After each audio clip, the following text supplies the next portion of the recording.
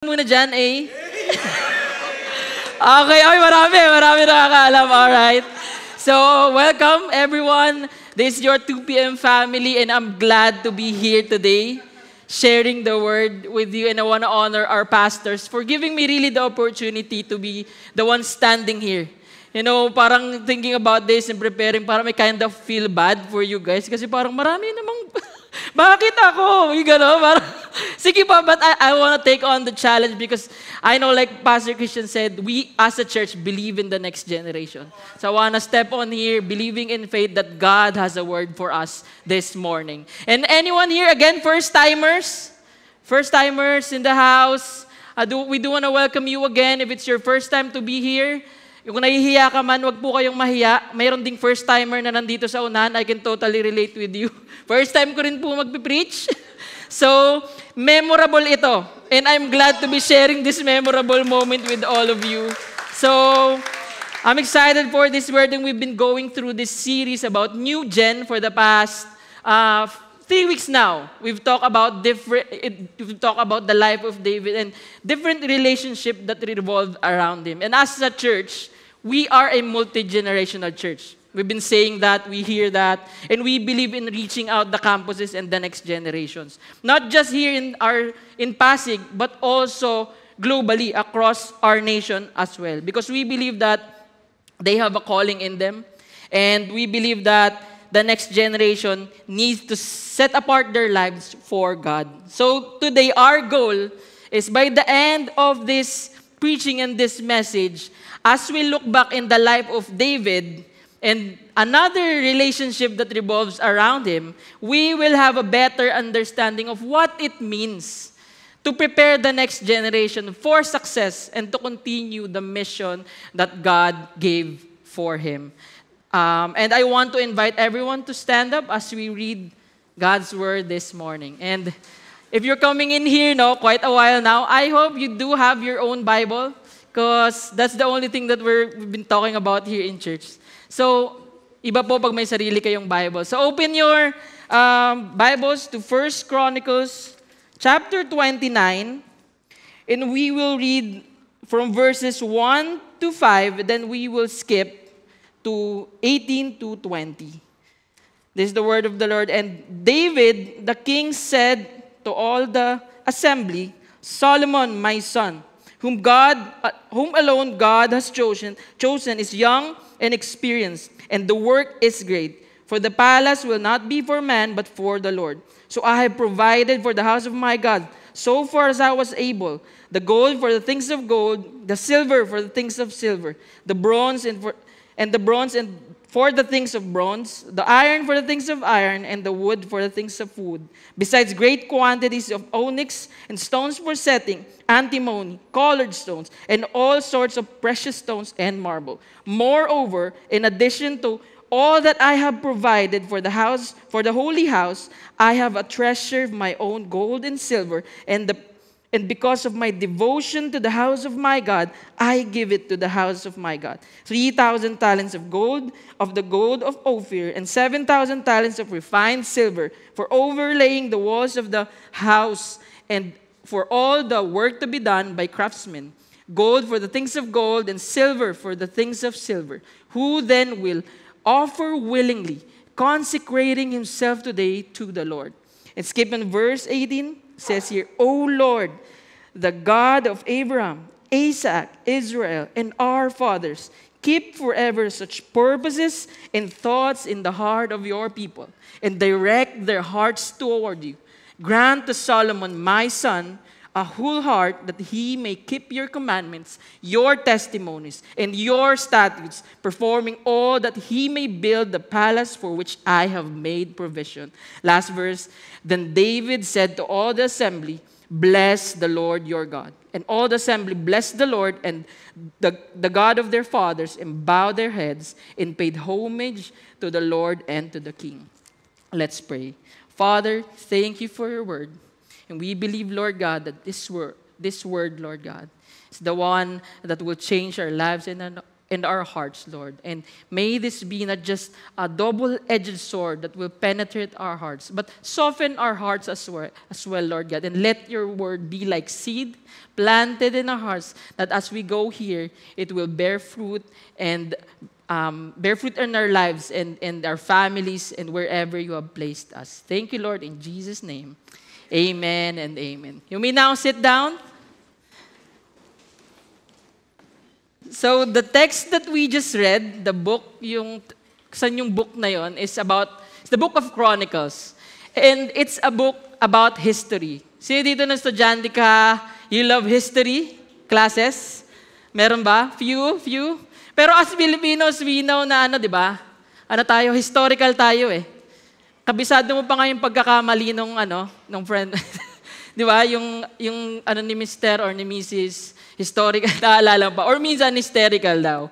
So, we all have a lot of stories about history. And this book is written to instill and inspire hope for the people of Israel back then. Because they've been into a 70-year exile period from the kingdom of Babylon. So, after that exile, this book was written to bring hope to the people. And most of the chapters here talks about the life and leadership of King David. Nakita naman natin, yung pinag-usapan natin for the past week is we've been going through the book of Samuel. Nandito ba kayo noon? So you can still remember that. I hope you do. But today we're going to Chronicles, and we believe this time na yung mga pinag-usapan natin, those are all important. And important then yung relationship around us. Like what we talked last week about Nathan, how it is important to have people around us that can restore us, rebuke us, and correct us. And I hope you got that message from last week. And right now, we are in the part of in the life of David wherein he is already old. It was said that David is around 70 years old at this time. And Solomon is around in his late 20s and late teens and early 20s. So we can somehow relate to this. And during the reign of King David, he had a heart to build a temple para kay God. Because he was already a king, accomplished many great things, won many wars, and God has blessed him with a lot. So meron na siya, nakatira siya sa isang malaking palace, and the Bible would say that it's a house of cedar. And David realized na yung Ark of the Covenant, this is for them, for the Israelites back then, this is where the presence of God dwells. And the Ark of the Covenant, it's just on a tent. So David had a desire. Nandito ako sa magandang palace. Di ba? Porcelain, ganyan, ang ganda, may chandelier. Pero yung Ark of the Covenant, parang, I desire this. So in 2 Samuel, he talked to Nathan, the same Nathan, the prophet, na I wanted to build a house for God. It was his desire. But Nathan said sa kanya na, okay, do what's in your heart, for God is with you. But God spoke to Nathan. And he said in 2 Samuel na, it's not you going to build the temple for me. It's not you going, and I acknowledge your heart for that. I acknowledge your desire. But it's not you. It's gonna be your son to build the temple for me. And David knew from there on na it is important as a king to prepare his son, Solomon, for this yung malaking project na to, na desire niya for God. And his desire, David knew the importance of passing on the mission, which is back then, on this context, is about building the temple. And today, we live in a culture that most of us thinks about the past, that happened to the past, yung mga nangyayari in the past, na that causes us to be this today. Yung mga frustrations natin, kasi gano'n naman yung ginawa nila dati. Kasi ganito, ganyan. And we think about the present sometimes. We think about how can I strive and thrive for today. Di ba, yung linya na isang kahig, isang tuka. Yung kung makasurvive lang today, okay na. Pwede na. And we think less and less about the future. na makatayo lang kung magulang ka, no? Makatayo lang yung mga anak ko sa sariling paa nila, okay na ako. And it stops us from believing greater things for the next generation. That's why it is important for us to talk about this, because we don't just live for ourselves. You're here today, you've been coming in church, and you have seen and heard a lot of things about God. And when God saved you, He didn't just save you from yourself and for yourself. He also saved you and given you a purpose. Binigyan ka niya ng mission. A mission that's bigger than you. A mission that is so compelling. And yun yung pag-uusapan natin today, the importance of that. And we don't stop there. When we don't have those kinds of vision, it's hard also to pass it on sa next generation, obviously, di ba? And much more of that, I'll tell much more of that later. But how do we see the next generation? Because it's important to acknowledge that first before we can prepare them. We see the next generation in social media. Di ba? Nakikita natin if you have TikTok, if you have Facebook, you see a lot of their posts and all. But how do you see them? Because the next generation really craves for meaning and answers. Would you agree? That despite of the wide available information in social media or in the internet, they still search for meaning. And they still search for an answer. And if we don't see them, if we don't identify them as such, like here, si David, i-identify niya si Solomon. Sabi dito sa 1 Chronicles 29:1, says here, David, the king, said to the assembly, Solomon, my son, whom God alone has chosen, is young and experienced. He know that Solomon is young and inexperienced. But he didn't stop at that. I'm glad that he acknowledged first that Solomon was his son, and he acknowledged first na Solomon is the one that God chose alone. So it's a matter of perspective. How do you see the next generation as an older generation today? And lahat tayo, hindi na nating maikakaila na tayo ay tumatanda na. Di ba? Ramdam nyo yan pag Pasko. Di ba? Parang dati ikaw yung nangangaroling. Ikaw yung namamasko. Ngayon, ikaw na yung nilalapitan. Di ba? Parang nag-iisip ka na, tig-20 ba? Tig-50 yung papapalit ko sa bangko. So lahat tayo, we can relate to this. It's all of us. But with that in mind, na ito na nga sila, how can we prepare the next generation? That's the question that we're going to answer today. How can we prepare the next generation? First thing, and that's what I want to share you today, what the Bible says about this. And first thing, we prepare the next generation by passing on a clear vision and instruction. It says in 1 Chronicles 29:1, yung last part, and can we go back to and last part, the work is great, for the palace will not be for man, but for God. For us to have a better understanding, ano ba yung palace na yon? Ano ba yung itsura nun? Ano ba yung gustong ipatayo ni David?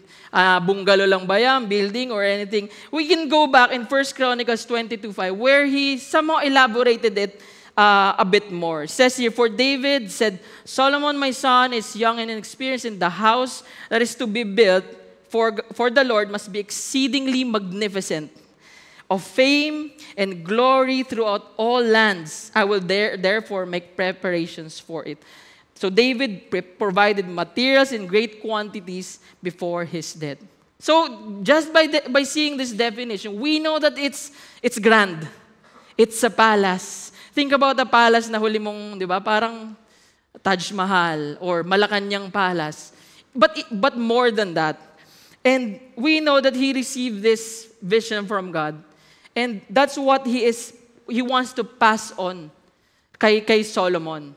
This big thing, yung bagay na sobrang, alam niya lang na sobrang ganda nito. No? Hindi specify kung ano yung itsura nito, but it's just exceedingly magnificent, of fame and glory throughout the land. But the question is, yun nga, before we can pass on a vision, we should have one first. Do you agree with that? It's hard to pass something. And it is said nga na, We cannot give what we don't have. And inversely, we give what we have. Kung ano yung meron tayo, yun lang yung binibigay natin. Tama po ba?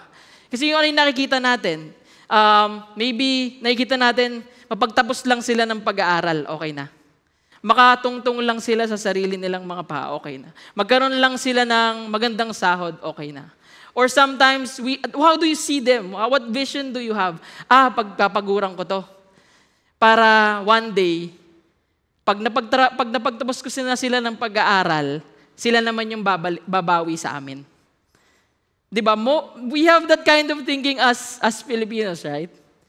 And let me remind you that the next generation, we are not raising a generation as an ATM machine. Okay.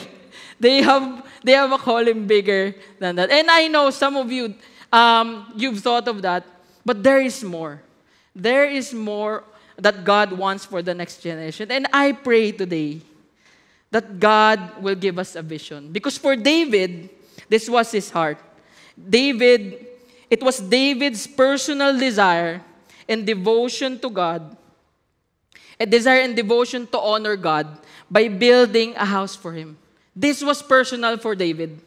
This is not just a side issue. Because we see in verse 2 and 3, thrice niyang sinabi to in 2 verses, thrice niyang sinabi. Sabi dito in verse 2, so I have provided for the house of my God. Then in verse 3, inulit niya ulit, moreover, all that I have provided for the holy house, I have treasure of my own gold and silver. And because of my what? Devotion to the house of my God. It was his heart. It's his desire. Kaya gano'n na lang kagigil si David. Kaya gano'n niya na lang gustong gango siya na ipasa to kay Solomon. Because it was his desire. The house of my God. Not just desire, but his devotion. And that's what I want to ask to you today. Do you have a vision? And I pray you will have a vision today. A vision so big, so compelling that it will take the next generation to finish it. Even if you don't get to see it. Even if wala ka na. Di ba parang we stop at that sometimes eh. Makikita ko ba yun? Parang, di ba? Maybe in your family, di ba? Have you think about your great-great-great-grandchildren? Naisip niyo na ba yun? Diba? Ilang great yun. Parang apo sa tuhod. May ano pa ba? Uncle? May kalingkingan? Diba? Have you think of those people? You're the next generation. And for us in ENC, what we always say, and I believe you've heard this once in a while, no? This is not just a mantra or a hashtag. We have a vision so big, and a seemingly impossible one actually. Na parang when we always say this, parang somehow kung hindi mo to gets, parang talaga ba? And that is, if you know this, tulungan nyo, help me out here, that is to change the campus and change the world. Do you think how big is that? Parang changing a person's life, it's hard. Moreover, changing a city, a school that consists of thousands of students. But we always say this because we believe in the next generation. We believe that they have a purpose bigger than themselves. And we believe that one student that is around your family, that could be the next president. That could be the next mayor of the city. That could be the next barangay captain in your city. You've been wondering, yung mga nangyayari sa city nyo or sa lugar kung nasan kayo, ganyan naman yan, lagi na lang ganyan. Di ba? Hindi na yan, wala kang pag-asa yan. Pero may kasama ka, meron kang kamag-anak na talagang passionate. Di ba? Passionate sa news. Tito, naririnig mo ba yung balita? Hindi, huwag mo napansinin niya, wala na yun. Hindi na. Pero that kid, maybe there's something in his heart that is birthing, God is putting. But we have a chance to nurture that, to grow that in them. And I believe that God would give us, I pray and believe that God will give us a vision today. And we don't stop at having a vision. We continue by giving instruction to the next generation. Dapat clear muna sa atin so that we can instruct them how to do it. We can give them the tools that they need, the things that they need. And for us as well, as a movement and as a church, this is our heart. We are building facilities. We are building buildings because we believe in the next generation. That's why we want to train them. We want to have a better tool for them. And that is why we are building our ENU belt. We've seen this. And Pastor Steve would say this, that we are not building a monument. We are building a tool to advance the gospel in the campuses. Because this agenda is not just about us. This is about the next generation. And thinking about this, thousands of students in the university belt will one day will be able to do one-to-one here, victory groups. Imagine that. Di ba, we started in a small, leaky basement, and now this was just a dream. Because when we honor God and we just ask Him, He will provide. He will give us the things that we need. And for us as a church, eto yun. But the question is, what about you? What are the tools and the things that you have today that God has already given in you, pero sinasantabi lang natin? What are those? Maybe there's a lot of it. Maybe it's a moment with them. That's why there's a lot of things now we can do. That's why that leads me to my second point. We don't just prepare the next generation with the clear vision and instruction. We prepare the next generation by leading generously and involving the community. In the same verse 2 and 3, see here, I have provided for the house of my God, so as far as I was able. Gold for the things of gold, the silver for the things of silver, and the bronze for the things of bronze, and iron for the things of iron, and all these things. And in verse 3, inulit niya ulit. Moreover, in addition to all that I have provided for the holy house, I have treasures of my own.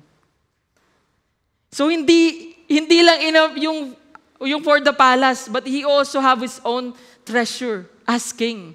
And did you know na it was said that it's the total contributions that gathered here is almost roughly estimated sa $20 billion.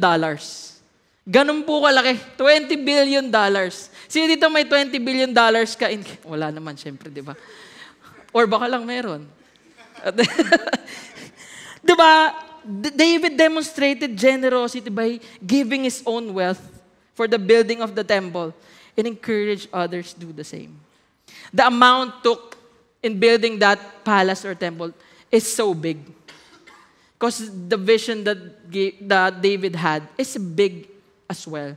And it's okay to dream big. Okay, let me encourage you with that it's okay to dream big for the next generation. It's okay to dream big for them. Because you have a big God, amen. And maybe financial difficulty sometimes will stop us to bless them or lead them. But it doesn't have to, those things should not hinder us into leading them. You can actually lead generously and be generous with your words. Did you know that? Pwede po kayong maging generous in your words in encouraging the next generation. And they are craving and longing for affirmation. Diba? Kung may nakikita po kayo, diba sa comment section, minsan, guilty ako dito, may ko na, tumatambay ako sa comment section, tapos nagbabasa ng Ganon din ba kayo? Grabe naman to. Ay, grabe naman yung words niya. Ang dami ngayon, yung mga keyboard warrior. But actually, we have opportunity to encourage them even in those kinds of platforms. And actually, I don't know if you noticed, here in our church, we have those freedom wall. We have that freedom wall. Sabi doon, write a message for the next generation. Binabasa po nila yan. Okay? So I hope you have been writing there. And after the service, go ahead. Pick a piece of notepad and write encouraging words for them. Because we can be generous in our words of affirmation. We can also be generous in our finances. You don't have time, but God has blessed you with finances. Yes, you can be generous and support the next generation. And actually, did you know that Real Life Real Life started in Pasig. Real Life Foundation. It was started by Doc Joey Castro. The story was, he's been discipling student in Rizal High School when Pastor Steve on his office sa Darak, sa may Rotonda, Pasig Rotonda. Nakita niyo yung school na yung Rizal High School, and they had the heart to reach out that campus. And Doc Joey was one of them, the people who led that. And they noticed na pag graduate ng high school yung mga estudyante, they would give up going through college because difficulty of life. Na they would end up quitting school because they had to work. They had to go through different kinds of stuff. And even, minsan nawawala sa church community. And yung heart ni Doc Joey that time is to really, because he believed that this student, dapat hindi maging hindrance for them yung money to pursue their calling in God. That's why Doc Joey, out of his heart and desire to bless, and nakita niya yung purpose ng next generation. Out of his own pocket, he shelled out money. And it started there. Real Life started just that. Until more people knew about it. A victory group supported. And today, we know the Real Life as it is now. It's an institution today that's been supported by a lot of people. Started by one man. One man's desire and belief in the next generation. And thousands of people benefited on that. Which actually, today, we, as of February 2024, just to let you know, we currently have 1,450 plus scholars across the nation. Can we give a hand for that? 1,450 students, diba? Future, an inch step closer to their dream of having a better life in honoring God. And we have that opportunity today. And in Pasig alone, we have almost 50. May 9 na graduating na. Grabe, di ba? And some of you're here. Because we believe in you. We know that you have a purpose in you. And maybe you don't have money, but you have extra time and energy. You can be generous in your time and energy, actually. You can be a mentor or a coach to these people. You can spend time with them and encourage them. And actually, just to share as well, one person exemplified this. He didn't just have extra time, but so much time. Ang dami niya. To a point na actually, the late Bishop Ferdy, you know what he did? He ran across the Philippines, 50 kilometers a day. He ran for those who can't.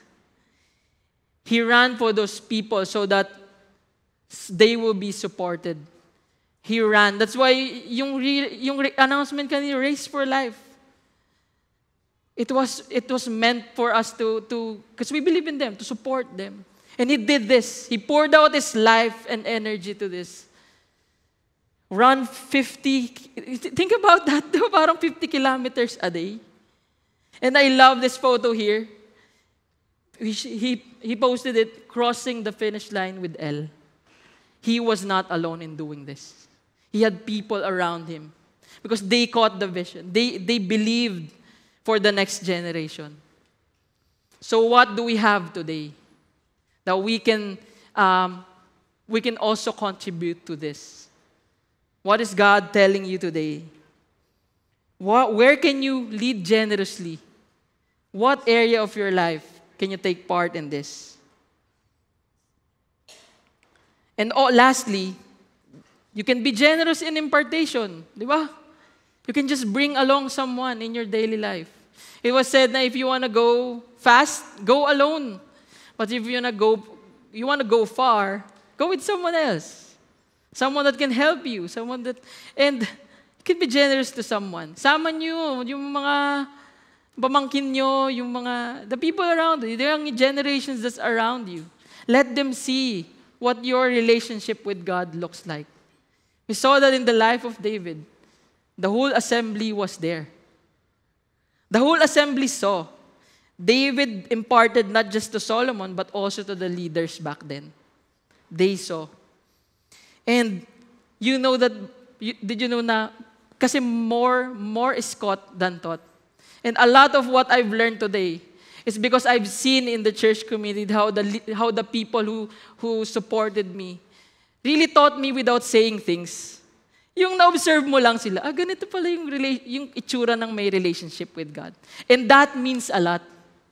And you can be generous with that as well. And a lot of things that I learned, one of the things that I've learned is correcting in private and praise in public. That I've grown because there's a lot of people who were generous in giving me feedback, in teaching me how to improve in my life, and praising me in public. And today, I'm glad to have an opportunity to honor and praise someone, to honor someone in your midst today who really helped me. Siguro nag-allude na siya kanina ng ibang mga bagay-bagay. But so, I just want to honor Pastor Christian today. Sino dito mahal niyo yung pastor niyo? Mahal niyo si Pastor Christian? No, he's been really leading this 2 p.m. service really well. And I want to show you some pictures of our days. Diba? Look at that. Look at that signature smile. Signature smile. So this was taken before. Guys, first time kong nag-buffet. Doon ko lang nalaman na sa buffet pala, okay lang kahit hindi mo ulitin yung plato mo. Tapos nakita ko ni Pastor Christian, hoy, ba't mo dala-dala yan? Ay, hindi ba dapat? Maraming plato. Okay. So doon ko nalaman yung mga bagay. That's first time namin nag-Starbucks nito. Grabe, hindi ko alam coffee shop pala yung Starbucks. Kala ko salon. Kasi yung mga tao, nakaganyan. Sabi nagkakape. Gabi, maraming nabago. And a lot of things, he really taught me without actually saying it, just by him bringing me along. During his wedding, I've seen what a Christian wedding looks like. First time. And I had the privilege as well to be one of his best groomsmen ba ako? Best man. Parang ang dami mo kasing inutos sa akin. Parang feeling ko may best man ka naman. Bakit ako yung may bit-bit nito? Hindi, baka impartation. Okay. And that's why when I proposed to my wife now, ayan, with my wife is here. Yes. We are a family of 3. Kasi a baby incoming on the way. So bless us. And I'm gonna be a girl dad. So if you're a girl dad, patulungan po ako. Paano po ba iyon? But yeah, I'm grateful for the people. And you can be that to someone. You can be that to the next generation. It's not that hard. Just have a heart for them, a passion for them. And I believe Pastor Christian and all the people, those just a number of people that I mentioned, I believe they were able to do all of those stuff because they have a God who really put that in their hearts and in desire to honor Him. And actually, that was what David told the assembly. Ito yung tanong niya. Sabi niya dito, who then will offer willingly, consecrating himself today to the Lord? Actually, it's more than just giving money. It's more than just actually giving your time and energy or imparting to someone. It's actually pouring your life into this. You are offering your life because you know that this is something really important. The personal din sa'yo, and that is my prayer that this thing will be personal to you. That to a point na you'll be able to say yes to this. And that's the question today. Who then will offer willingly, consecrating himself today to the Lord? Let us offer our lives to God, pouring everything to Him because that's what we want. And we sang that earlier, Lord, take our life, take our heart. It is yours. If you are really sold out into this, Lord, yung mga ganon, hindi na, okay na. Or kasi yun yung mas importante rather than, Lord, payamanin mo ako so that maka-bless ako. No, no, no. God wants your life, exactly your life, to be part of what He is doing in our midst today. And this is the response of the people. It's the response of the people in verse 8, 9. And whoever had the precious stones gave them to the treasury of the house of the Lord in the care of Jehiel the Gershonite. Here's what the people did. Then the people rejoiced because they had given willingly, for with the whole heart they had offered freely to the Lord. Hindi po inersa ni David.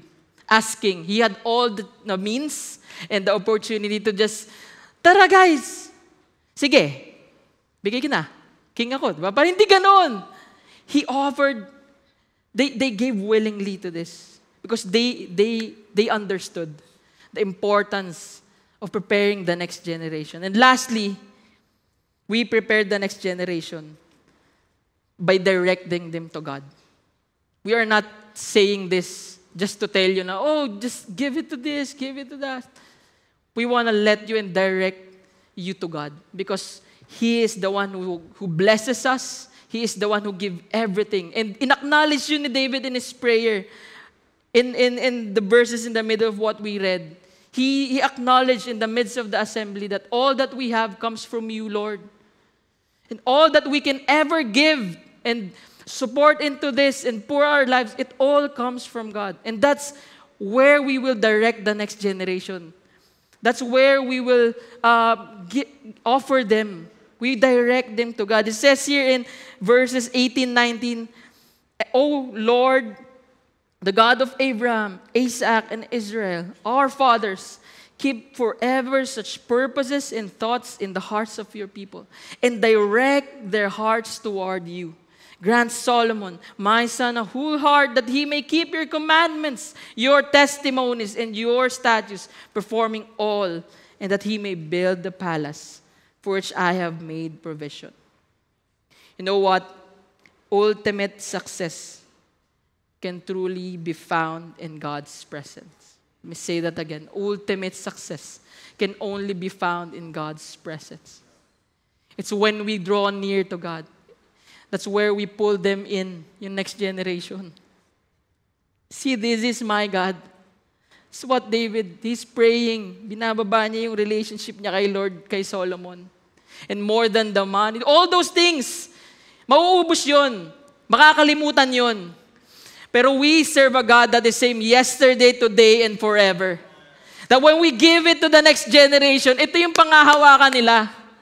Not our own effort, but the God that we serve. Because ultimate success can be truly be found in God's presence.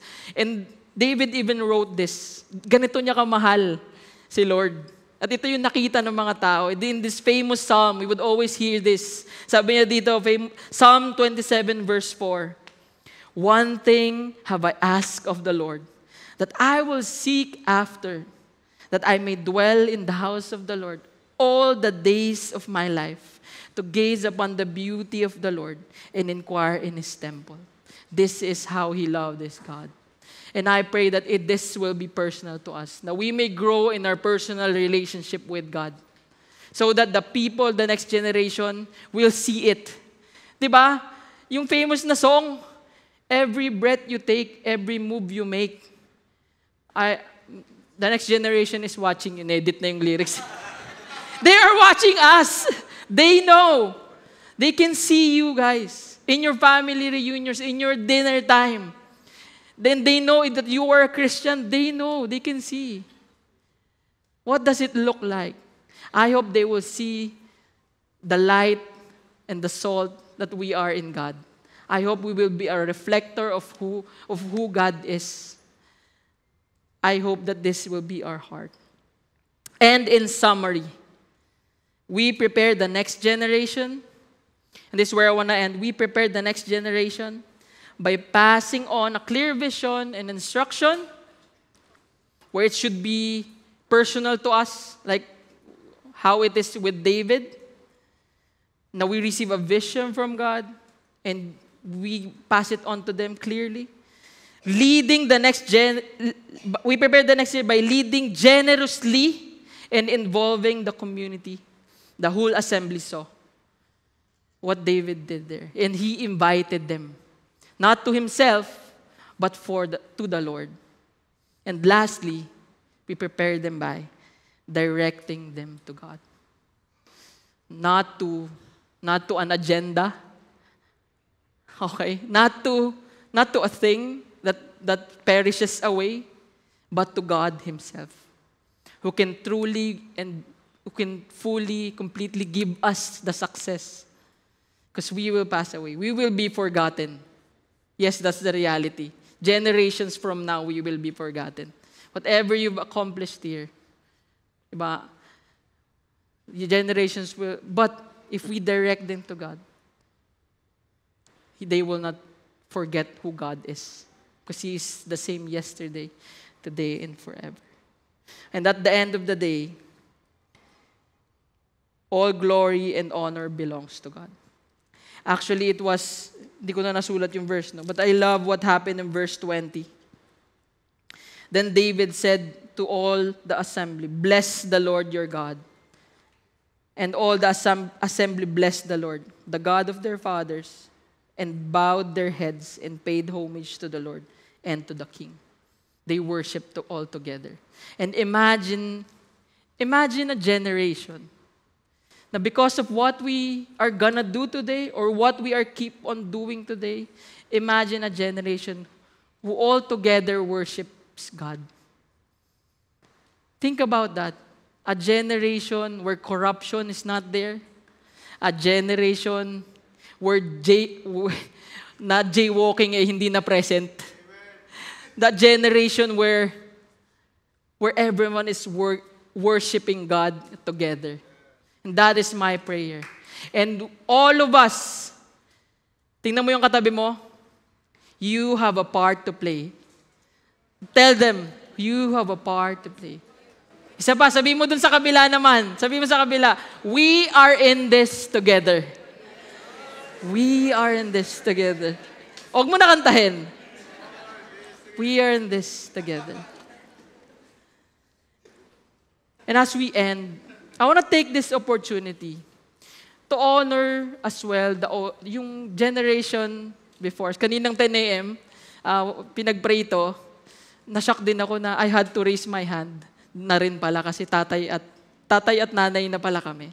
But if you're a father or a mother here, or a guardian, and you are, as long as you are taking care of a younger generation, can I invite you to stand up? If you're a parent, a guardian, a mother, well, oh, look at that. Wow. Can I say this po?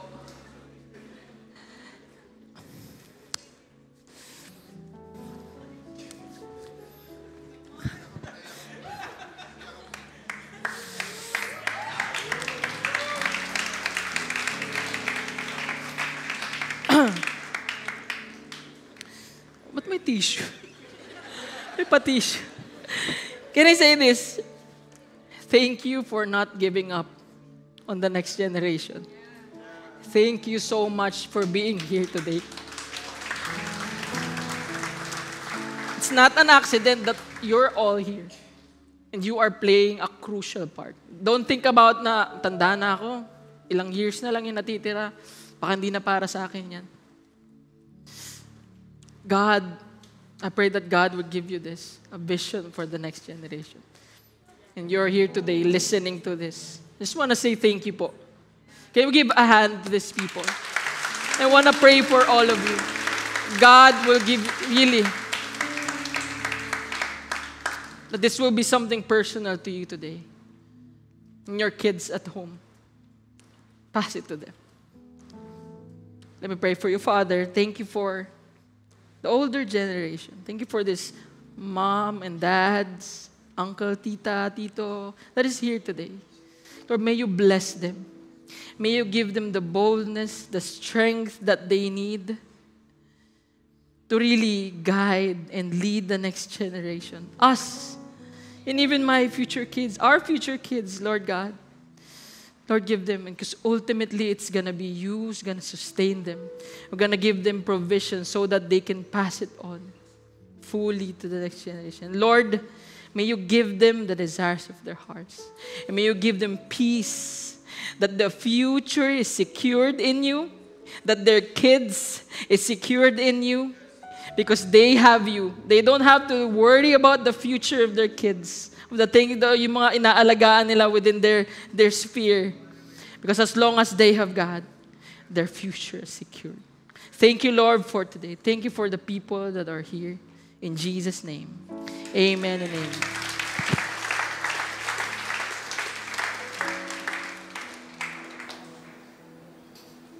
How many of you here are blessed with that message?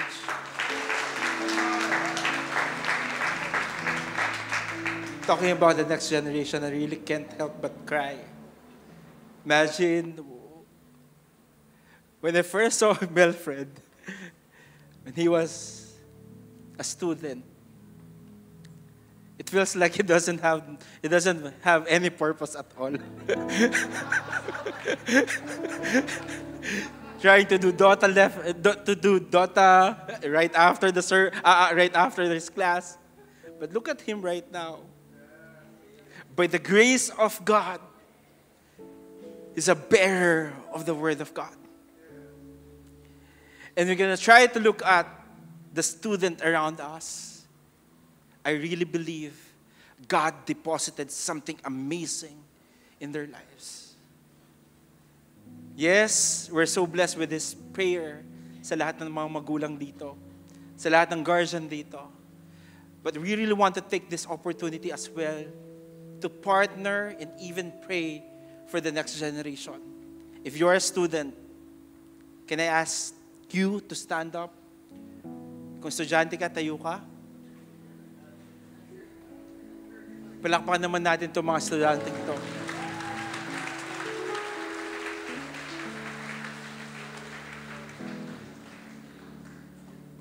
The pastors and even the staff of Victory Pasig, we believe in you. Even the campus missionary, they believe in you. That's why we will never stop preaching, sharing, and journeying with you. Because we know that the God that we are serving has a great plan for all of you. You are destined for greatness. Can we just lay our hands to them? And all the students, let me just take this time to pray for you. Father, thank you for these young ones. We know that even as young as they are, they can set a great example to everyone. We know that every day you can show yourself how faithful, how willing, how able, and even you can even deposit that good and amazing plan that they have in their lives. Lord, I know the social media, their environment is so willing to define them to the point that they will lose their hope, to the point that they will experience anxiety, to the point that they will lose the track that you have for them. But right now, we declare that you are covering them with your holy blood, that not single finger of the enemy will touch them, because you already make a great plan ahead of them. Lord, I pray that even as young as they are, that you will use them, that you will use their mouth to speak life and encouragement. And even as they go back to their school this year, this month, and even to next month, God, Lord, I pray that they will stand in their conviction that I have a God, and that God will be beside me, will carry me, will help me to fulfill the calling that you have deposited in my life. Lord, thank you. But as a church community, we will stand with them. We will believe in them. We will encourage them. And we will tell them and remind them that God loves them, God. Lord, maraming pong salamat. Panginoon, excited kami sa bawat testimonies na meron sila kung gaano kayo kabuti. May you bless them. May you mold them. May you send them. And even may you use them for your glory and honor alone. In the mighty name of Jesus. Amen and amen. Let me take your seats. And you know what? For the past 14 years of my life, I'm very grateful that God gave me an opportunity to journey with students. I was given an opportunity to be part of Every Nation Campus as a missionary, as a youth pastor. And even here in Victory Pasig, meron po tayo mga professionals back then who set aside yung pagiging artista nila, set aside their profession just for them to follow the calling that God has placed in their life. And let me share to everyone that here in Victory Pasig, meron po tayong mga campus missionaries who's so willing to go out in different campuses just for them to share, preach, and even journey with our students. Let me just call on our campus missionaries to go up here on stage.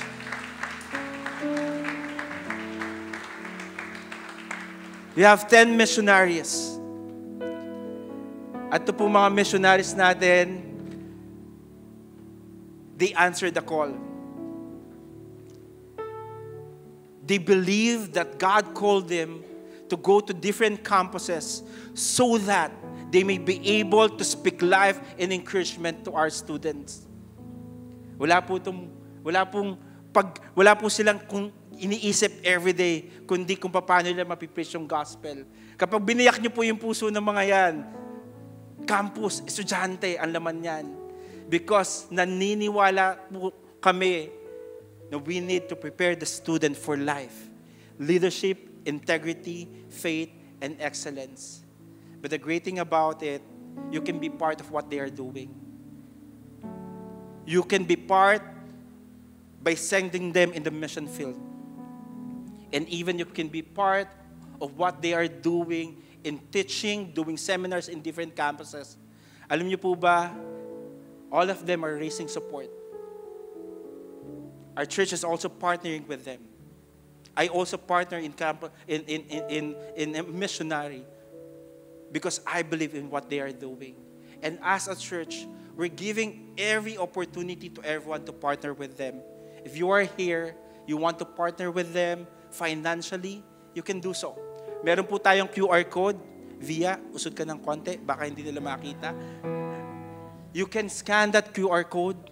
You can take a picture of that QR code so that you will know how you can be part of it. And at the same time, we have different seminars, we have different opportunities and open doors from different campuses. Maybe some of you here, you want to be part of that and reaching the next generation. Some of you are gifted.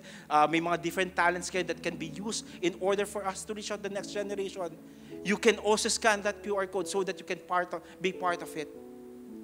Remember, it takes a village, or let me paraphrase it. It takes a community for us to reach the next generation. Tingin ka sa tabi mo. Sabihin mo sa kanya, may role ka dito.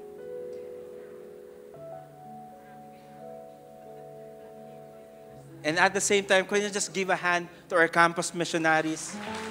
Grabe po yung ginagawa nila. Iniwan po nila yung current job nila back then just for them to fulfill the mission that God has placed in their lives. Can I ask Pastor Mark to come here in front? Can we just take this time to pray for our campus missionaries as well? Our senior pastor, Pastor Mark, from 10 a.m. as well. Pastor Mark, can you just pray for our campus missionaries? Can you just stretch your hands upon our campus missionaries? Thank you, Lord.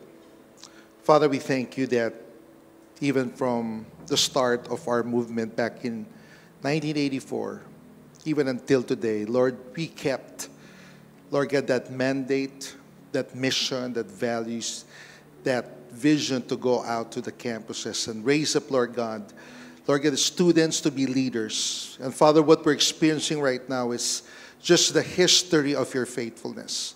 Lord, I'm committing them unto you. Let this be a new season for them. For the past 40 years, you've done a mighty move in our midst. And I'm asking you, Lord, once again, that you pour out your Spirit afresh upon our team, Lord. That you cause this team to build greater unity, greater passion, greater heart for the lost, and to advance the kingdom that bring you glory and honor. Father, I'm asking you that you meet every needs, Lord. Even, Lord God, as you've raised them, Lord God, to be an example, Lord God, that once they were just kuyas and ates, but Lord, you're raising the banner of being, Lord God, spiritual fathers and mothers. And Lord God, I thank you that even today, there's such a grace and the power and the anointing of God being bestowed upon them. And so, Father, we declare yes and amen towards every promise that you've given them.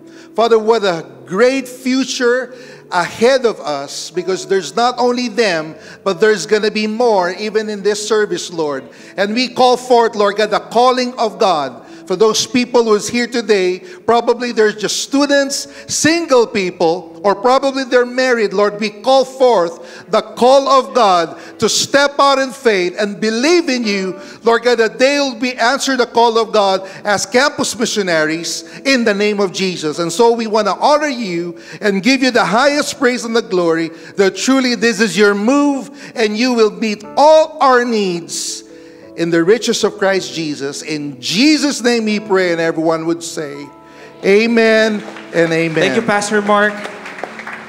Grabe lang, no? We are all in this together. Lahat po tayo dito, we have a part to play. That's why we just want to say thank you for also answering the call. Let me just take this time to pray for everyone. Can I ask everyone to stand up as we end this service? But if you really want to partner with our campus missionaries, right after the service, you can approach them, talk to them on how you can be part of it as well. Can we just lift our hands to God? Lord, thank you for reminding us that the next generation is very important to you, God. That you value the next generation. That you love the next generation, God. Lord, whatever season we're in right now, Lord, I pray that you will give a great deposit that we will never set aside the next generation, but we will do our part. It could be yung anak namin, it could be yung pamangkin namin, it could be the student around us, or those people na meet namin, Panginoon, that we will take part in preaching and sharing the gospel to them, God. That we will never hesitate, but we will always declare that you are above all things, God. Lord, thank you for allowing us to speak purpose to the next generation more than curse. Lord, as we go out from this place, change our mind, how we see the next generation. And even I pray, baguhin niyo po yung puso namin, Panginoon, na hindi lang po namin makikita yung next generation na parang puro TikTok lang, na parang puro nasa internet lang, puro games lang. But baguhin niyo yung puso namin na alam namin, Panginoon, na ang kabataan ngayon ay mayroong purpose. At yung purpose na yon is to glorify you and honor you, God. Lord, we praise you. We magnify your name in the mighty name of Jesus. Amen and amen and amen. Maraming pong salamat, and never forget, next generation is not a side issue of this church. Thank you, and God bless everyone. If you want to talk to our campus missionary,